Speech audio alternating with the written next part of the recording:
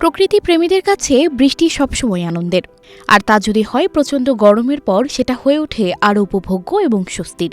তবে বৃষ্টির সাথে শিলা পড়লে অনেকেই তা খেতে পছন্দ করি, কিন্তু এই শিলা খাওয়া মোটেও নিরাপদ না, এমনটাই বলছেন গবেষকরা।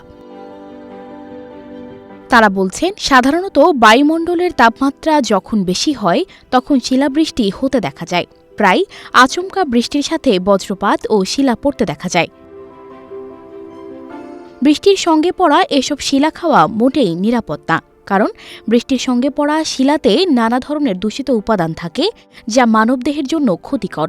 সম্প্রতি এই বিষয়ে ঢাকা বিশ্ববিদ্যালয়ের রসায়ন বিভাগের অধ্যাপক আব্দুস সালামের নেতৃত্বে একটি গবেষণা পরিচালিত হয়। গবেষণায় দেখা গেছে, শিলাতে নাইট্রেট সহ বেশ কিছু ক্ষতিকর উপাদান রয়েছে এবং শিলাতে এসবের উপস্থিতি সহনীয় মাত্রার চেয়ে বেশি। এই বিষয়ে অধ্যাপক আব্দুস সালাম বলেন, যখন শিলাবৃষ্টি শুরু হয় তখন সেটাকে আইস নিউক্লিয়েশন বলা হয়।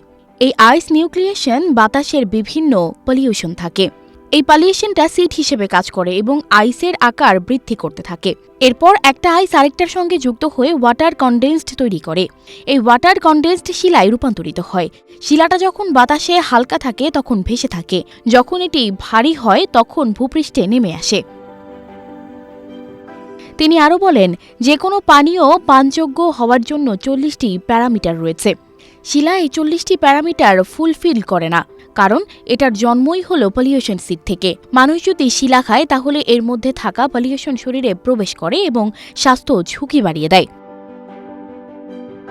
সঞ্জিদা রহমান, প্রবাস খবর।